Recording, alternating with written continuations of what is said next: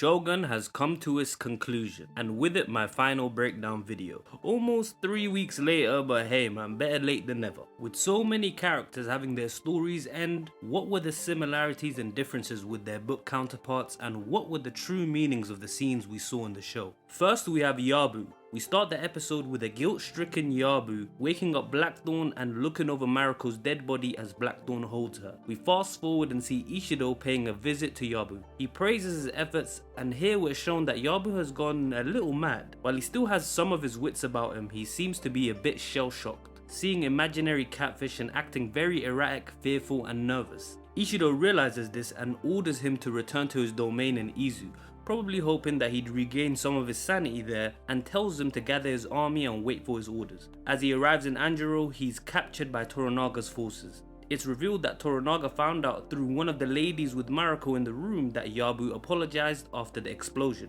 essentially exposing his guilt caused by her death. That combined with Yabu's continuous attempts of treachery and deception were enough to justify a death sentence. He's ordered to commit seppuku and is seconded by Toranaga after being denied the choice of Blackthorne. Before he dies, Toranaga expresses his true motivations and plans, and after Yabu initiates the seppuku, he is swiftly beheaded by Toranaga and both his body and head roll off the cliff, ending his life and his story right there. Yabu's story in the book was quite different, although similar story beats were hit. He wasn't nearly as remorseful about Mariko's death in the original. I don't even think he really cared. He was much more worried about Blackthorne due to how useful he is. Anjin-san.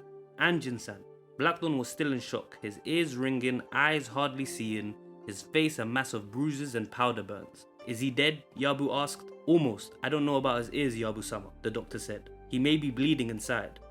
A samurai said nervously, we'd better hurry, get them out of here. The fire may spread and we'll be trapped. Yes, Yabu said. Another samurai called him urgently from the battlements and he went outside. Old Lady Etsu was laying against the battlement, cradled by her maid, her face grey, eyes roomy. She peered up at Yabu, focusing with difficulty. Kashigi Yabu-san? Yes, lady. Are you the senior officer here? Yes, lady. The old woman said to the maid, please help me up. But you should wait, help me up. Page 1071. As you can see, he was much more calm and pragmatic in the original, not caring about the death of Mariko and just handling business as usual. Now moving on to the moment he was exposed. Instead of being caught due to some moment of guilt where he said something incriminating under his breath, the book's reveal was a little more intricate. You see, throughout the entire raid, during Yabu's betrayal, we followed his point of view in the book. We're with him as he kills the guard and a few others all the way up until he meets Mariko and Blackthorne. There were a few moments where he was almost caught but made it out, so we think he's fairly safe at this point during his meeting with Toranaga and Hiramatsu. But Hiramatsu and Toranaga are being coy during the entire meeting. If you're enjoying this video, don't forget to like and subscribe. I think I'm around 55 or so subs away from 1,000, so it'll be cool to hit 1,000 subs with the finale video. Thanks for watching and back to the video. They all nodded. Then he turned to Yabu to finish the business at hand and became genial again. However, we're not on the battlefield yet, so we continue as planned. Yes, Yabu-sama, the southern route is possible now. What did GQ die of? Just for some context, Ikawa GQ was the enemy of Toranaga and the ally of Ishido's. He was the eternal rival and enemy of Yabu. They were both lesser lords. They weren't on like the level of Toranaga or Ishido. One of the reasons Yabu was even on Toranaga's side in the book was because his enemy was on Ishido's side. And when Yabu tried to actually switch sides to Ishido, Ishido offered him the head and all the lands of GQ as a way to entice him to join his side. At this point in the book, Toranaga's armies are somewhat surrounded in terms of the routes that they can take. So escaping to the south was covered by Ikawa GQ, and I think the north was covered by his half brother. At this point in the book, GQ has died and Toranaga is asking Yabu, what did he die of? Back to the quote. What did GQ die of? Sickness, sire. A 500 koku sickness?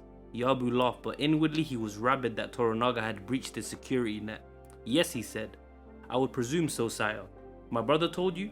Toranaga nodded and asked him to explain to the others. Yabu complied, not displeased, for it was a clever and devious stratagem, and he had told them how Mizuno, his brother, had passed over the money that had been acquired from the Anjin-san to the cook's helper who had been inserted into GQ's personal kitchen. Cheap, ne? Yabu said happily. 500 koku for the southern route. Hiramatsu said stiffly to Toranaga, please excuse me, but I think that's a disgusting story. Toranaga smiled. Treachery is a weapon of war, ne? Yes, but not of a samurai. Yabu was indignant. So sorry, Lord Hiramatsu, but I presume you mean no insult. He meant no insult, did you, Hiramatsu-san? Toranaga said. No, sire, the old general replied. Please excuse me. Poison, treachery, betrayal, assassination have always been weapons of war, old friend, Toranaga said. GQ was an enemy and a fool. 500 koku for the southern route is nothing. Yabu-sama has served me well. Here and at Osaka, Yabu-san. I always try to serve you loyally, sire. Yes, so please explain why you killed Captain Sumiyori before the ninja attack, Toranaga said. Page 1160. Yabu has been sliming his way around for 1,000 pages and didn't give a fuck about anyone but his clan. And even then, there were many times he considered sacrificing Omi. He was truly a hateable villain, not the love-to-hate villain that he is in the show, even though I do like that version. This man boiled one of Blackthorne's crewmates, led to another one's death since he died from the cut he received when they tried to fight their way out of the hole, and finally led to Mariko's death. So to see him so blatantly outplayed was the most satisfying thing ever. But it gets better. Yabu looked at Toranaga. Sumiyori-san had been on duty for 2 days. He was exhausted. We all were. What does that prove? He asked all of them. Nothing, Toranaga agreed, still cordial. But later, Kosame-san, you went back into the room, ne? Yes, sire. Sumiyori-san was still lying in the futons as I had last seen him, and the room wasn't disturbed. Not at all, sire. And he'd been knifed, sire. Knifed in the back once. I thought it was a ninja at the time and nothing more about it, until Omi-san questioned me. Ah! Yabu turned his eyes on his nephew, his total horror centered on his betrayer, measuring the distance between them. So you questioned him? Yes, sire, Omi replied. Lord Toranaga asked me to recheck all the stories. This was the one strangeness I felt should be brought to our master's attention. One strangeness, there's another.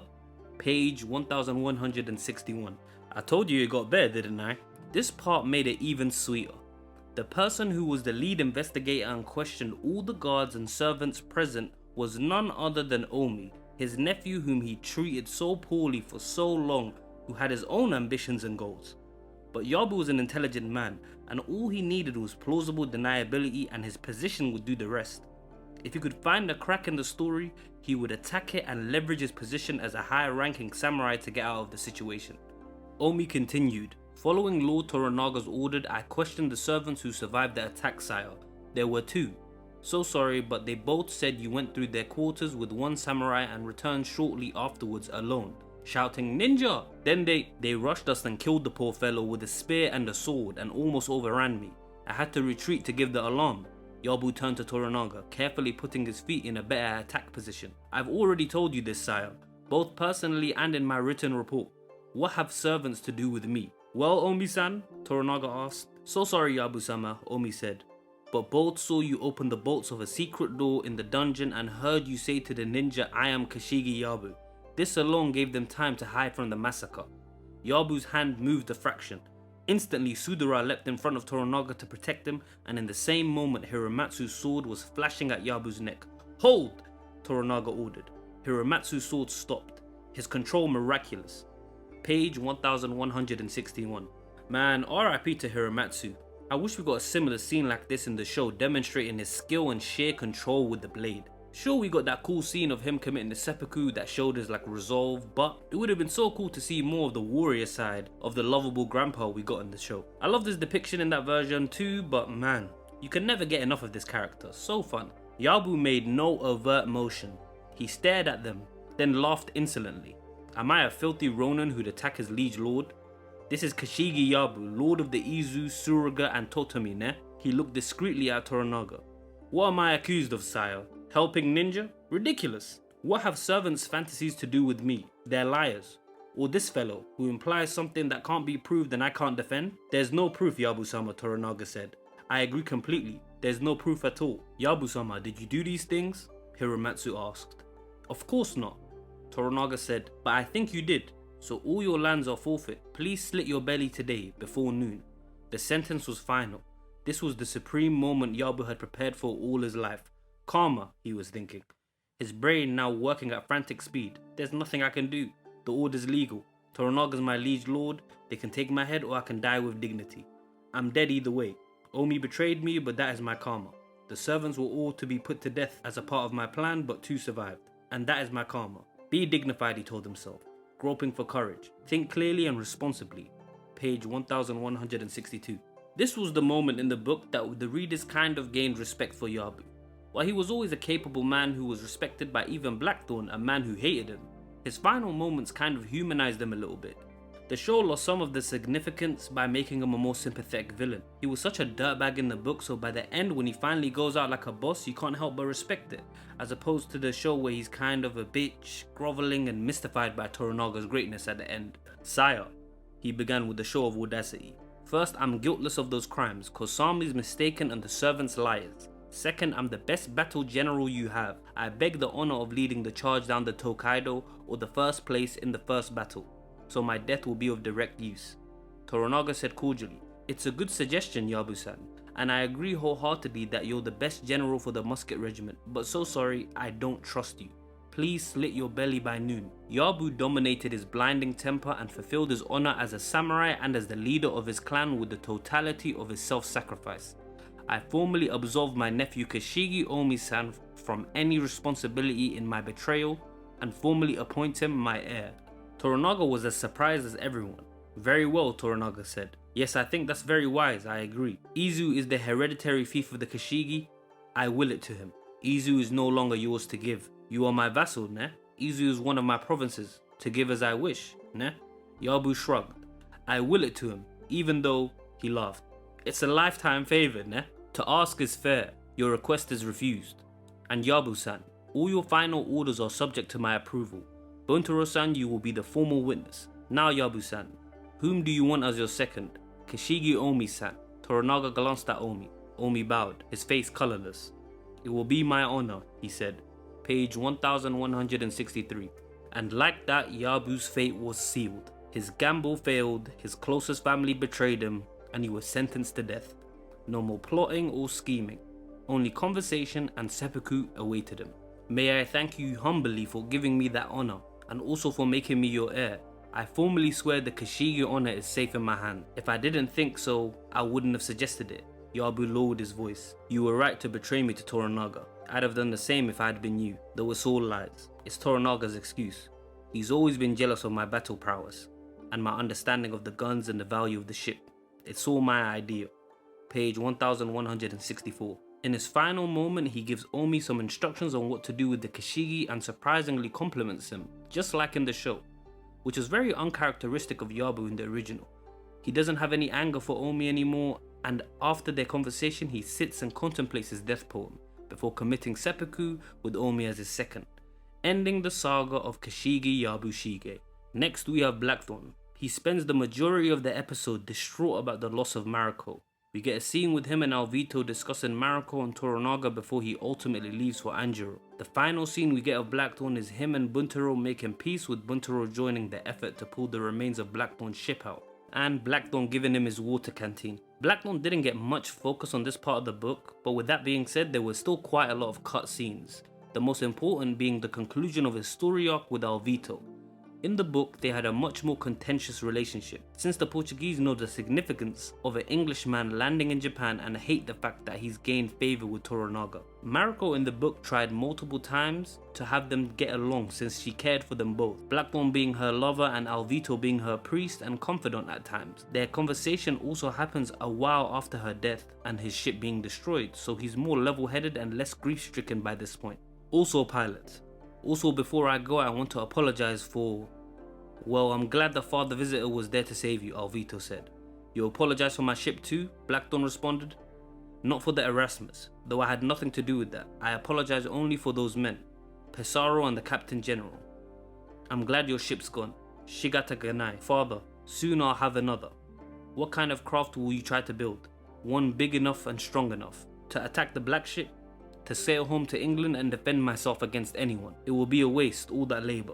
There'll be another act of God, yes, or sabotage. If there is and my new ship fails, I'm going to build another.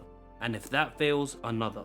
I'm going to build a ship or get a berth, and when I get back to England, I'm going to beg or borrow or buy or steal a privateer, and then I'm coming back.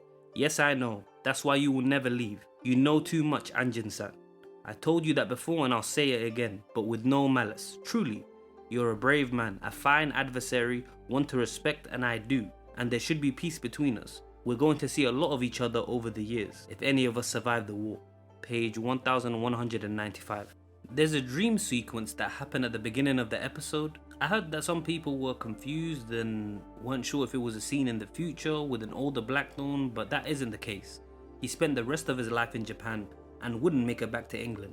The sad part about the book's ending is that Alvito is right, but not for the reason he thinks. I'll speak more on this in the Toranaga section. Are we? Yes, you're too good at Japanese. Soon you'll be Toranaga's personal interpreter. We shouldn't quarrel, you and I. I'm afraid our destinies are interlocked. Did Mariko-san tell you that too? She told me. No, she never said that. What else did she tell you? She begged me to be your friend, to protect you if I could, Anjin-san. I didn't come here to goad you or to quarrel, but to ask a peace before I go. Where are you going? First to Nagasaki by ship from Mishima. There are trade negotiations to conclude. Then to wherever Toranaga is, wherever the battle will be. They will let you travel freely in spite of the war? Oh yes. They need us, whoever wins. Surely we can be reasonable men, and make peace, you and I. I ask it because of Mariko-sama. Blackthorne said nothing for a moment. Once we had a truce because she wanted it, I'll offer you that. A truce, not a peace. Providing you agree not to come within 50 miles of where my shipyard is. Page 1195. A bit of context for this scene. In the book, at one point, Mariko, Alvito and Blackthorne were all travelling together, and Alvito and Blackthorne kept arguing due to their dislike of one another, but agreed to call a truce on behalf of Mariko, who they both respected. That's what Blackthorne is referencing here. I agree, pilot. Of course I agree. But you've nothing to fear from me. A truce then. In her memory, Alvito put out his hand. Thank you. Blackthorne shook the hand firmly. He watched the wreck for a moment, then looked back at Alvito. One thing I didn't mention to Toranaga. Just before she died, I gave her a benediction as a priest would, and the last rites as best I could. There was no one else and she was Catholic. I don't think she heard me. I don't know if she was conscious. And I did it again at her cremation. Would that be the same? Would that be acceptable? I tried to do it before God. Not mine or yours, but God. No, Anjin-san. We are taught that it would not. But 2 days before she died, she asked for and received absolution from the Father Visitor, and she was sanctified. Then she knew all along that she had to die. Whatever happened, she was a sacrifice. Yes, God bless her and cherish her. Thank you for telling me, Blackthorne said. I was always worried that my intercession would never work, though I thank you for telling me. Sayonara, Anjin-san, Alvito said, offering his hand again. Sayonara, Suku-san. Please light a candle for her. From me. I will. Blackthorne shook the hand and watched the priest walk away, tall and strong, a worthy adversary. We'll always be enemies, he thought.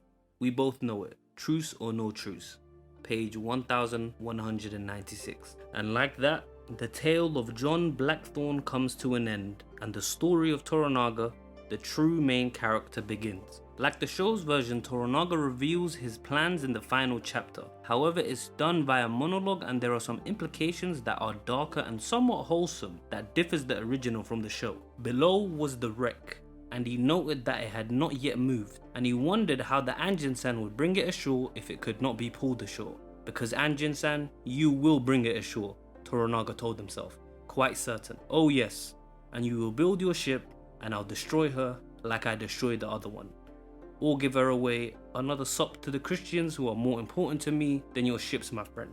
So sorry, and the other ships waiting in your homeland. Your countrymen will bring those out to me, and the treaty with your queen, not you. I need you here. When the time's right, Anjin-san, I'll tell you why I had to burn your ship, and by then you won't mind because other things will be occupying you, and you'll understand what I told you was still the truth. It was your ship or your life. I chose your life. That was correct, ne? Then we'll laugh about the act of God, you and I. So sorry but so necessary, Anjin-san. I saved your life, which you wanted even above your ship. 50 times or more I've considered giving your life away, but so far I've always managed to avoid it. I hope to continue to do that. Why? This is the day for truth, ne? The answer is because you make me laugh and I need a friend. I daren't make friends among my own people, or among the Portuguese. Yes, I will whisper it down a well at noon, but only when I'm certain I'm alone, that I need one friend. Page 1198. This was a huge revelation in the book, and I'm so disappointed they cut it. Toranaga wanted a friend and he genuinely liked Blackthorne, The calculated, conniving warrior wanted a buddy. And after all this time and 1,000 pages, we finally understand why he never sacrificed Blackthorne. Such a great reveal. That's not the only reason, of course. Blackthorne was also very useful, but the main reason was the camaraderie he provided, and also your knowledge. Mariko-sama was right again. Before you go, I want to know everything you know. I told you we both had plenty of time, you and I. I want to know how to navigate a ship around the earth and understand how a small island nation can defeat a huge empire. Perhaps the answer could apply to us in China, ne? Oh yes, the Taiko was right in some things. The first time I saw you, I said, there's no excuse for rebellion. And you said, there's one, if you win. Ah, Anjin-san, stupid to fail, unforgivable. You won't fail, and you'll be safe and happy in your large fief in Anjiro, where Muro the fisherman will guard you from the Christians and continue to feed them misinformation, as I direct. How naive of Suka-san to believe one of my men, even Christian, would steal your rotters and give them secretly to the priest without my knowledge, or my direction. Ah, Mura, you've been faithful for 30 years or more, soon you'll get your reward. What would the priest say if they knew your real name was Akira Tonomoto, samurai spy at my direction, as well as fisherman, headsman, and Christian? They'd fart dust, ne? So don't worry, Anjin-san. I'm worrying about your future. You're in good, strong hands. And what a future I have planned for you. Page 1199. This part of the book was always so bittersweet to me. It's nice to see that Toranaga appreciates Blackthorne for what he's done and genuinely likes him as a friend, but man, it is so fucked up to let someone live in delusion and sell them dreams knowing that you're actively obstructing their dreams. At the end of the day, he's a warlord who believes that his life and those around him are his to shape and control, regardless of what others may want or think. Now onto the final page of the book and the true ending that the show didn't include. It will be a golden age. Ochiba and the heir will majestically hold court in Osaka, and from time to time we will bow before them and continue to rule in his name, outside of Osaka Castle. Within 3 years or so, the Son of Heaven will invite me to dissolve the council and become Shogun during the remainder of my nephew's minority. The regents will press me to accept, and reluctantly I will accept. In a year or two without ceremony, I will resign in Sudara's favor and retain power as usual and keep my eyes firmly on Osaka Castle. I will continue to wait patiently, and one day those two usurpers inside will make a mistake and then they will be gone, and somehow Osaka Castle will be gone. Just another dream within a dream. And then the real prize of the great game that began as soon as I could think, which became possible the moment the Taiko died. The real prize will be won. The Shogunate. Page 1204/5. This was an excellent reveal in the book. To finally get Toranaga to admit that he wants to be Shogun on the final page of the book is honestly such a brave and smart decision from a writer's perspective. We the readers have suspected that he wanted to be Shogun, so seeing him say it was just so satisfying. Over 1,000 pages of waiting and we finally got it at the end of the journey. That's what I've fought for and planned for all my life. I alone am heir to the throne. I will be Shogun, and I've started a dynasty. It's all possible now because of Mariko-san and the barbarian stranger who came out of the Eastern Sea. Mariko-san, it was your karma to die gloriously and live forever. Anjin-san, my friend, it is your karma never to leave this land. It is mine to be Shogun. Kogo the goshawk fluttered on his wrist and settled herself, watching him. Toranaga smiled at her. I did not choose to be what I am. It is my karma. That year at dawn on the 21st day of the 10th month, the month without the gods, the main armies clashed. It was in the mountains near Sekigahara, astride the North Road. The weather foul, fog, then sleet. By late afternoon, Toranaga had won the battle and the slaughter began. 40,000 heads were taken. 3 days later, Ishido was captured alive, and Toranaga genially reminded him of the prophecy and sent him in chains to Osaka for public viewing, ordering the Eta to plant the General Lord Ishido's feet firm in the earth, with only his head outside the earth, and to invite passers-by to saw at the most famous neck in the realm with a bamboo saw. Ishido lingered 3 days and died very old. Page 1205. For those of you that are annoyed we didn't see the final battle, I'm right there with you. But it was the same in the source material. The focus of the book, and to a lesser degree the show, has always been the political intrigue and the build-up. I think the show did a poor job in conveying this since they added quite a bit of action. The book doesn't really have much action, which I think prepares the reader for a somewhat anticlimactic, less action-oriented ending. The book's ending was also kind of disappointing for me originally, but grew on me as time passed.